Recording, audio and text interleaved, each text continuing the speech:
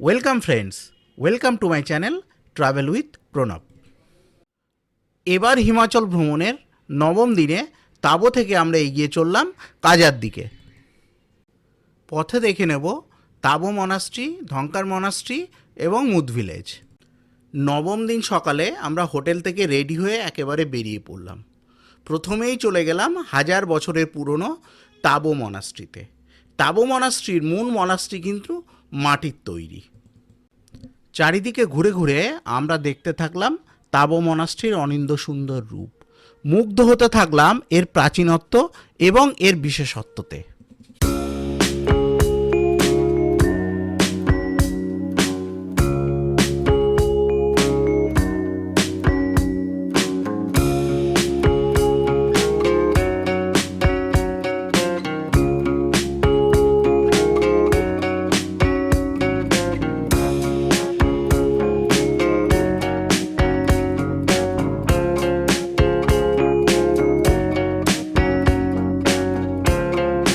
তাবো মনাস্ট্রির সামনে বিস্তৃত জায়গা পেয়ে কুটুও বেশ আনন্দ সহকারে খেলতে আরম্ভ করে দিল। এরকম চমৎকার পরিবেশ এবং ওয়েদার খেলার জন্য প্রকৃত জায়গাই বটে।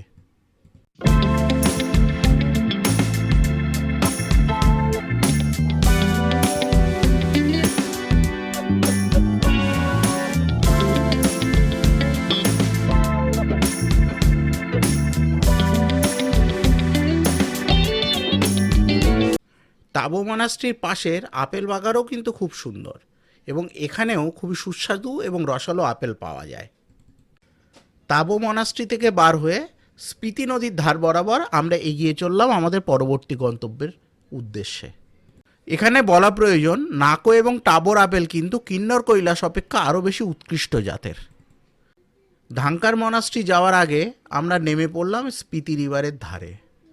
তীব্র ঠান্ডা হাওয়ায় এখানে দাঁড়ানোই মুশকিল হচ্ছিল, কিন্তু স্পিতি রিভারের অপর দিকের ভূমিরূপ বেশ লাগছিল দেখতে। স্পিতি নদীর ধার থেকে উঠে যখন আমরা ধানকার মনাস্ট্রির দিকে চলতে আরম্ভ করেছি, তখন ওয়েদার খারাপ হতে আরম্ভ করেছে। দূর থেকে দেখা ধানকার মনাস্ট্রি যেন স্বপ্নের চাহিদা আমার। তাবো মনাস্ট্রি থেকে ধানকার মনাস্ট্রির দূরত্ব মেরে কেটে 32 কিলোমিটার। 12,774 ফিট হাইটে ধানকার মনাস্ট্রি দ্বাদশ শতকের তৈরি। চারিদিকে ঘুরে ঘুরে বহুতল বিশিষ্ট মাটির এই অতি প্রাচীন মনাস্ট্রি আমরা ঘুরে ঘুরে দেখতে থাকলাম। ধানকার মনাস্ট্রি দেখার বহুদিনের লালিত এক স্বপ্ন আজ পূরণ হলো।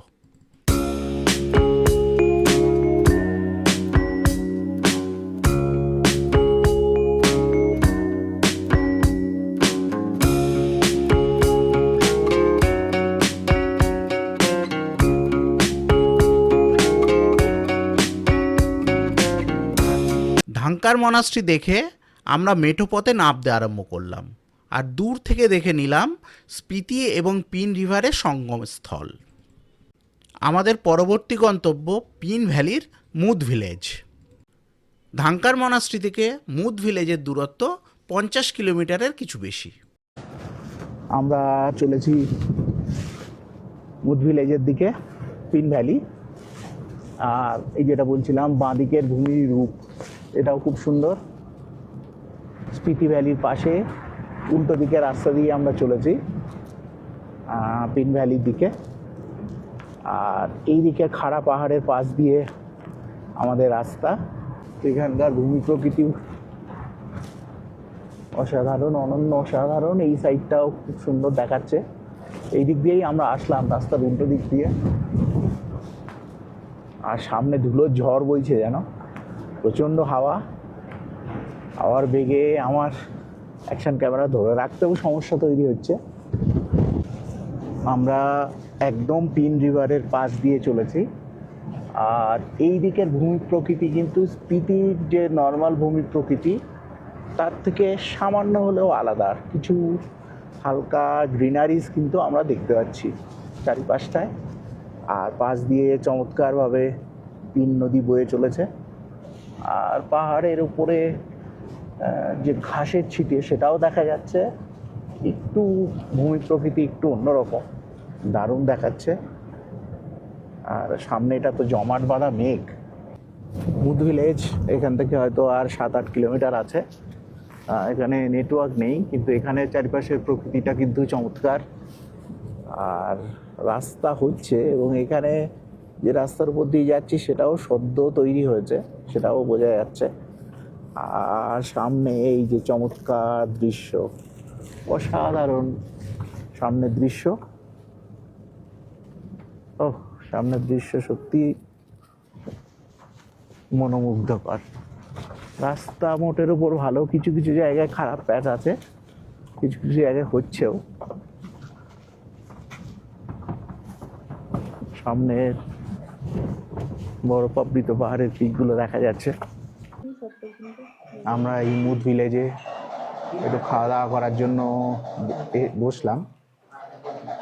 আর এই যে আমাদের 3জন টিমের মেম্বার।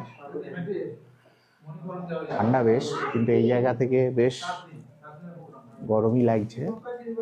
আর এই যে বাইরের চমৎকার পাহাড়ের ভিউটা দারুণ দেখাচ্ছে। ওই যে দূরে বরফাবৃত পাহাড়, চারিপাশেই বরফাবৃত পাহাড় অ্যাকচুয়ালি এখানে। আর আমরা এখানে খেয়ে দিয়ে আবার কাজার দিকে রওনা দেব। আমাদের প্রথমের প্ল্যানে মুদ ভিলেজে থাকার পরিকল্পনা ছিল, কিন্তু পরে কুট্টুর কথা ভেবে সেটাকে আমরা ড্রপ করেছি। পিন ভ্যালির মাড ভিলেজে এই রেস্টুরেন্টে খাওয়া দাওয়া করলাম। এখানে অবশ্য থাকবো না আজকে, বেরিয়ে যাব। কিন্তু এখানে চারিপাশের প্রকৃতি এত অসাধারণ, এবং পিন ভ্যালির মোটামুটি বলা যায় এটা শেষ গ্রাম মাড ভিলেজ। আর সামনের এই যে বরফাবৃত পাহাড় চমৎকার দেখা যাচ্ছে। আর এই পাশে এই সামান্য কতগুলো বাড়ি নিয়ে মাড ভিলেজ। আর চারিপাশেই কিন্তু বরফের পাহাড় চারিপাশে। এই যে ওদিকে কতগুলো বাড়ি আছে আর এদিকে কতগুলো বাড়ি আছে, এই নিয়েই পিন ভ্যালির মাড ভিলেজ। পিন ভ্যালির বলা যায় শেষ গ্রাম। আর এখান থেকে ছেড়ে চলে যেতে হবে আমাদের, কারণ এখানে আমরা রাত্রে থাকবো না। হাইটটা অনেকটা বেশি, হাওয়া প্রচণ্ড, সেই জন্য কুট্টুর কথা বিবেচনা করে এখানে থাকছি না। কিন্তু চারিপাশের প্রকৃতি এত অসাধারণ সুন্দর যে সত্যি একে ভাষায় বর্ণনা করা যাচ্ছে না। দারুণ অসাধারণ। আমরা মুদ ভিলেজ বা মাড ভিলেজ সেটা থেকে রওনা হয়ে দিলাম। এখন মোটামুটি বাজে 4:10। আমরা কাজার দিকে রওনা হয়েছি। আজকে আমরা রাত্রে নাইট স্টে করবো কাজাতে। আর এখানে এসে এত সুন্দর লাগলো যে মনে হচ্ছিল একটা রাত্রে থেকে যাই, কিন্তু কুটুর কথা ভেবে আর সেই রিস্ক নেওয়া গেল না। চমৎকার চমৎকার চারিপাশের সৌন্দর্য, চমৎকার সৌন্দর্য। মুদ ভিলেজ থেকে বার হয়ে পিঠ পার্বতী ভ্যালির অসাধারণ রূপ দেখতে দেখতে আমরা এগিয়ে চললাম আমাদের আজকের গন্তব্য কাজার দিকে। মুদ ভিলেজ থেকে কাজার দূরত্ব মোটামুটি 50 কিলোমিটার। কাজাতে আমরা ছিলাম মিল্কি ওয়ে হোমস্টেতে 2 রাত। এই মিল্কি ওয়ে হোমস্টে মোটামুটি স্পিতি রিভারের পাশেই অবস্থিত। ঘরের পাশাপাশি এর খাওয়ার জায়গাটাও কিন্তু অসাধারণ সুন্দর এবং চমৎকারভাবে সজ্জিত। কাজাতে আমরা যখন উপস্থিত হলাম তখন প্রায় সন্ধে হয়ে এসছে। এই প্রায় অন্ধকারে কাজার চারিপাশটা দারুণ লাগছিল। জানলায় বসে আমরা দেখতে থাকলাম। এই যে মিল্কি ওয়ে হোমস্টে আমরা যেখানে আজকে আছি, খেয়ে আসলাম। আর চমৎকার খাওয়ার টেস্টটা। আর এই ঠান্ডায় একদম 0 ডিগ্রি টেম্পারেচার এই মুহূর্তে, ঠান্ডায় কাঁপতে কাঁপতে মোটামুটি এখানে এসছি। এই যে সামনের ব্যালকনিটা। আর এখান থেকে এখন রাত্রে অতটা বোঝা যাচ্ছে না, এই পুরো এই দিকটা হচ্ছে স্পিতি রিভার বয়ে গেছে তলা দিয়ে। আর ওই যে সামনে বরফের পাহাড়গুলো ওই দিকটা আছে। চমৎকার জায়গা, সকালবেলাটা খুব ভালো দেখা যাবে। আর এই মুহূর্তে মোটামুটি রীতিমতো কাঁপছি, প্রচণ্ড ঠান্ডা, মোটামুটি 0 ডিগ্রি টেম্পারেচার এই জায়গায়। চারিপাশটার ভিউটা খুব সুন্দর। এই পর্ব এই পর্যন্তই থাক বন্ধুরা। ভিডিওটি ভালো লাগলে অবশ্যই লাইক করবেন।